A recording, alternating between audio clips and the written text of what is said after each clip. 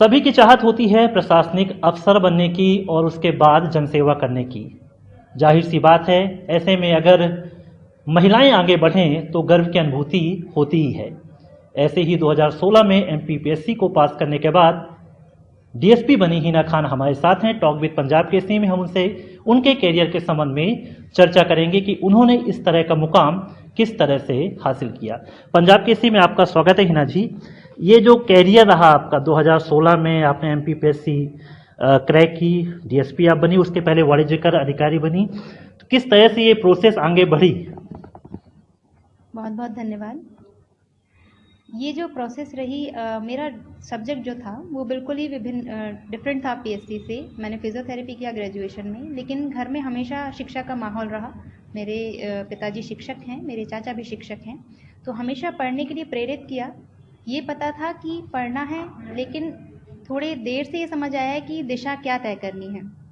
तो अपने ग्रेजुएशन के दौरान जब मेरा ग्रेजुएशन पूरा होने लगा, उसके बाद मैंने तय किया कि मुझे एमपीपीएससी की तैयारी करनी है, प्रशासनिक सेवा में जाना है। और 2012 में पहली बार मैंने अपना पहला अटेम्प्ट दिया, जिसमें मुझे सहायक वाणिज्यकर अधिकारी की पोस्ट मिली।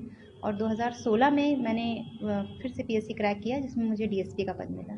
फिजियोथेरेपी जो सब्जेक्ट होता है, मैंने सुना कि आप इंटरनेशनल लेवल पे टीम के साथ काम कर सकती, इंडिया टीम के साथ काम कर सकती थी, फुटबॉल टीम के साथ काम कर सकती थी, हॉकी टीम के साथ करती थी। शायद आपका कैरियर और भी ग्रोथ हो सकता था और लेवल उसका हाई हो सकता था, लेकिन आपको ये प्रशासनिक सर्विस क्यों आकर्षित करती थी? अगर हम मौद्रिक रूप से बात करें तो निश्चित रूप से वो हो सकता था, उतना लाभकारी हो सकता था। लेकिन मैंने अपने फिजियोथेरेपी के दौरान एक चीज़ अनुभव की कि मुझे लोगों की मदद करना बहुत अच्छा लगता है।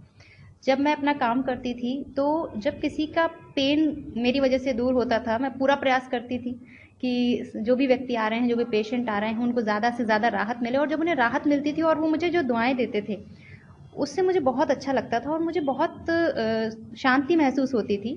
तो जब प्रशासनिक सेवा की बात आई, तो मुझे लगा कि ये एक और बड़ा पटल है, इसका आयाम बहुत विस्तृत है।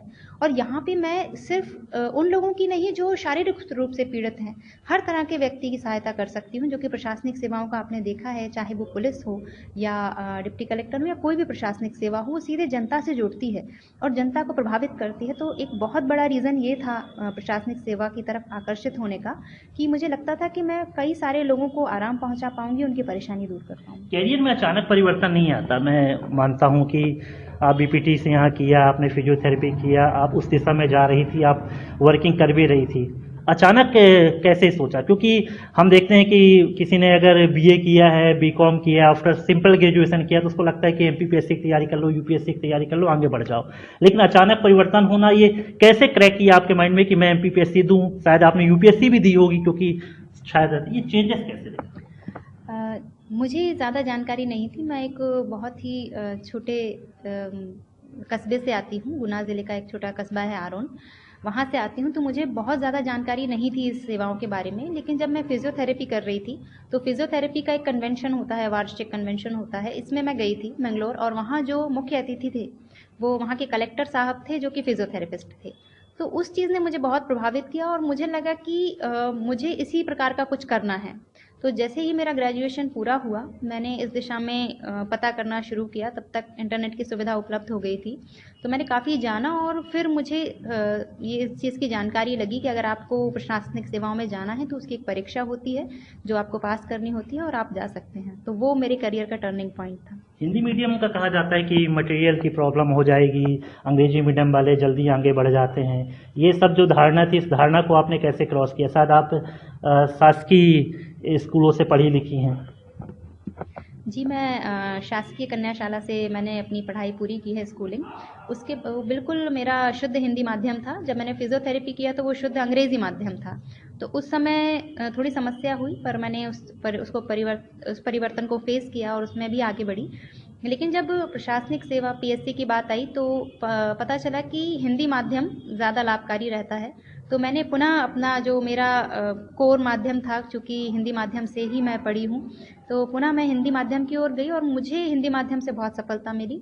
यहाँ तक कि संघ लोक सेवा आयोग की जो परीक्षा है, उसमें भी मेंस की परीक्षा मैंने हिंदी माध्यम से ही दी है, जो कि अपने आप में इस जो एक मिथ है उसको ब्रेक करता है कि हिंदी माध्यम वाले छात्र कठिनाइयों का अनुभव करते हैं। ये मैं मानती हूँ कि जो मटेरियल होता है, जो स्टडी मटेरियल होता है, उसकी उपलब्धता थोड़ी अंग्रेज़ी माध्यम में बेहतर है हिंदी माध्यम की तुलना में। मैं खुद भी अंग्रेज़ी माध्यम की मैगज़ीन्स पढ़ती थी, उसको हिंदी में अनुवाद करके और अपने अनुसार लिखती थी। पर मुझे लगता है कि भाषा इतना बड़ा कोई बाधा नहीं है, इतना बड़ा बैरियर नहीं है। हमारी थिंकिंग प्रोसेस, हमारा जो थॉट प्रोसेस है, जिसे हम अपने आप को अच्छे से व्यक्त कर सकते हैं, वो किस भाषा में हम सहज अनुभव करते हैं, हमें उसी भाषा का चुनाव करना चाहिए। फिर भी लोगों की चर्चाएं रहती हैं। मैं कई विद्यार्थियों से बात करता हूं जो यूपीएससी और एमपीपीएससी की तैयारी करते हैं, तो वो असफल होने के बाद अक्सर कहते हैं कि शायद अगर मैं इंग्लिश मीडियम से होता तो मेरी सफलता का ग्रोथ ज़्यादा बेहतर होता। कई बार देखा जा रहा है कि इलाहाबाद यूनिवर्सिटी के भी काफ़ी छात्र वहाँ से निकलते थे, यूपी बैकग्राउंड में बात चर्चा होती थी। तो शायद लगता है कि हिंदी मीडियम का जो स्तर है, लेवल है, कुछ कम हो रहा है क्या? असफल छात्र कुछ ऐसा कहने लगे हैं। लगता है कि हिंदी के ज़्यादा बेहतर अगर अंग्रेजी किए हों तो ज़्यादा अच्छा है, या कहना चाहिए कि इंटरव्यू में अच्छा रिस्पांस मिल जाता है, मटेरियल अच्छा होता है, कम शब्दों में लिखा जा सकता है, समझाना मुश्किल है। ये तमाम बातें क्या है इसका मेथड? कई बार ऐसा होता, चूँकि मैं दर्शन शास्त्र भी पढ़ा है 2012 पीएससी में, और यूपीएससी में मेरा दर्शन शास्त्र विषय था। तो उसमें एक फिलोसफर हैं सात्र, वो ये कहते हैं कि जो निर्णय हम लेते हैं उस निर्णय से जुड़ी एक जिम्मेदारी होती है जिसके पूरा भार हमारे ऊपर होता है। लेकिन कई बार क्या होता है, हम उस निर्णय की जो भार आता है, जिम्मेदारी का भार, उससे बचते हैं और इधर उधर उस चीज़ को डालने का प्रयास करते हैं। मुझे खुद भी यूपीएससी में असफलता मिली, लेकिन मुझे नहीं लगता कि इसमें मेरे माध्यम का कोई दोष था। रही अंग्रेज़ी की बात, तो जैसा कि हम देख रहे हैं, वैश्वीकरण का दौर है। लगभग हर व्यक्ति, आप किसी भी व्यक्ति को देखिए, हर व्यक्ति कुछ ना कुछ भाषा, अंग्रेज़ी भाषा का प्रयोग करने लगा है। तो एक सामान्य स्तर की अंग्रेज़ी भाषा का ज्ञान बिल्कुल आवश्यक होता है संघ लोक सेवा आयोग की परीक्षा के लिए, जो कि हमको नौकरी में भी काम आता है। कई बार ऐसा होता है कि हाई कोर्ट, सुप्रीम कोर्ट की वर्किंग है, वहाँ के जो निर्णय हैं वो अंग्रेज़ी में होते हैं। तो एक सामान्य अंग्रेज़ी की समझ की अपेक्षा हमसे की जाती है, विद्वत्ता की अपेक्षा हमसे नहीं की जाती है। तो मुझे लगता है कि अगर हम मेहनत करें, चूँकि सिर्फ एक भाषा है, भाषा सीखना इतना असंभव कार्य नहीं है। तो मैं उन छात्रों से जिनको लगता है कि भाषा बाधा बन रही है, उनसे ये कहूँगी कि मैं मानती हूँ कि आपको थोड़ा संघर्ष अधिक करना है, लेकिन अगर आप प्रयास करेंगे तो बिल्कुल आपको सफलता मिलेगी। भाषा को अपनी बाधा मत बनने दीजिए, क्योंकि हम जब सेवा में भी आ जाते हैं तब भी कई बार ऐसा होता है कि हमें भाषा सीखनी पड़ती है। तो इस चीज़ में यह है कि हमें बजाय ये सोचने के कि किस कारण से, दोषारोपण वाला हमारी प्रकृति नहीं होना चाहिए, बल्कि आत्मविश्लेषण वाली होनी चाहिए।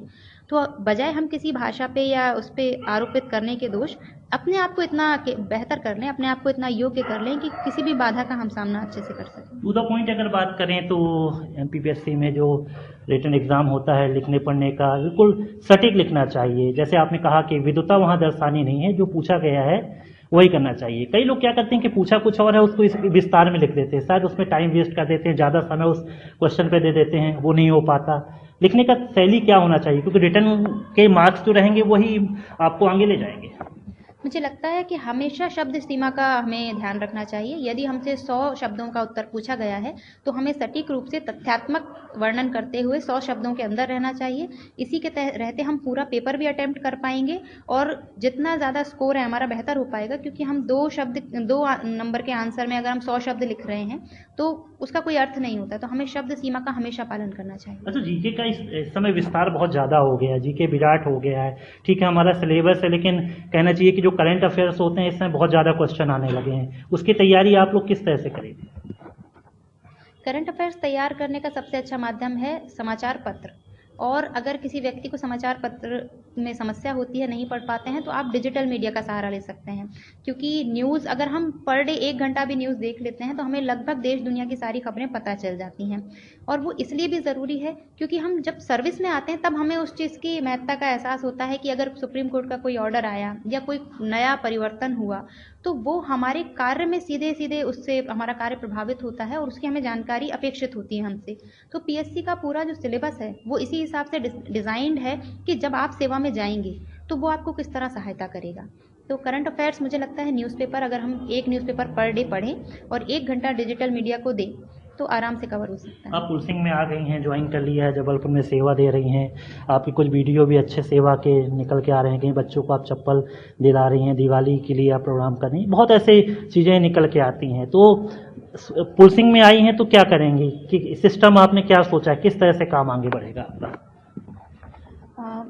मेरा जो नज़रिया है वो हमेशा से दंडात्मक ना होकर सुधारवाद पे आधारित है। मुझे लगता है कि ये भय दिखाकर आप किसी व्यक्ति का हृदय परिवर्तन नहीं कर सकते, लेकिन आप अपना उदाहरण देकर उससे शालीनता बरतकर आप ज़रूर उसका हृदय परिवर्तन कर सकते हैं।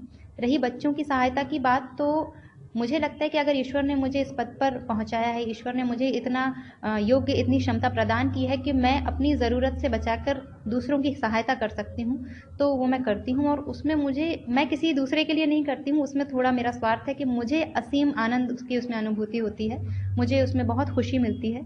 और मुझे लगता है कि पुलिसिंग जो है वो एक परफेक्ट प्लेटफॉर्म है किसी की सहायता करने के लिए, क्योंकि पुलिस के पास हमेशा व्यक्ति परेशान होकर ही आता है। कोई व्यक्ति खुशी से या स्वेच्छा से थाने नहीं आता है। जब तक वो परेशान नहीं होगा तब तक वो थाने नहीं आएगा। तो ये बहुत बड़ा माध्यम है लोगों की सहायता का। किस दर्शन शास्त्री से आप प्रभावित हैं? दर्शन शास्त्र आपने पढ़ा है तो? भारतीय दर्शन में आचार्य शंकराचार्य जो हैं उनको मैं सबसे ज़्यादा मानती हूँ। वैसे तो मुझे सभी भारत का जितना भी दर्शन है, भारतीय दर्शन मुझे बहुत अच्छा लगता है, मैंने बहुत गहनता से पढ़ा है। लेकिन शंकराचार्य का जो दर्शन है वो बहुत ही सटीक, बहुत ही साधारण और बहुत आसानी से समझ में आने वाला है, और मुझे व्यक्तिगत रूप से मुझे वो बहुत पसंद है। पाश्चात्य दार्शनिकों की बात करें तो मुझे शास्त्र जो हैं वो काफ़ी पसंद है, क्योंकि वो भी उनकी जो दर्शन है वो उसकी हमारी व्यवहारिक जीवन में काफ़ी उपयोगी है। शंकराचार्य जी को क्या, किस दिशा पे आप देखती हैं? क्या उन्होंने ऐसा किया है क्या कि इस तरह से हम आगे बढ़ें? क्या फॉलो करती हैं उनकी चीज़ें? शंकराचार्य जी का एक वाक्य, उनके दर्शन का वाक्य है कि ब्रह्म सत्य जगत मिथ्या जीवो ब्रह्मैव नापरा, यानी कि केवल जो ब्रह्म है वही सत्य है, ये जगत मिथ्या है, और जीव यानी कि हमारी जो आत्मा है वो भी परमात्मा का ही एक अंश है। तो जब मैं किसी की सहायता करती हूँ तो मैं यही सोचकर करती हूँ कि मैं इस व्यक्ति की नहीं, बल्कि ये व्यक्ति मुझे परमात्मा तक पहुँचाने का एक माध्यम है। अगर मैं इससे जुड़ रही हूँ, इसकी सहायता कर रही हूँ, तो वो मुझे परमात्मा के एक कदम नज़दीक ले जा रहा है। तो मुझे शंकराचार्य जी का ये चीज़ बहुत प्रभावित करती है। तो धन्यवाद बात करने के लिए। तो हिना खान थी हमारे साथ और उन्होंने बताया कि शंकराचार्य के दर्शन से वे प्रभावित हैं और लोगों की मदद करना है। दंडात्मक होना चाहिए अपराधियों के लिए, लेकिन जहां सेवा की भावना है वहां पर सेवा होना चाहिए। कैमरा पर्सन संदीप मनवारे के साथ विवेक तिवारी, पंजाब केसरी टीवी, जबलपुर। हमसे जुड़े रहने के लिए हमारे YouTube चैनल को सब्सक्राइब करें और नई वीडियो की नोटिफिकेशन के लिए बेल आइकॉन को दबाएं। अगर आप ये वीडियो Facebook पर देख रहे हैं तो लाइक जरूर करें और ज्यादा से ज्यादा शेयर करें। धन्यवाद।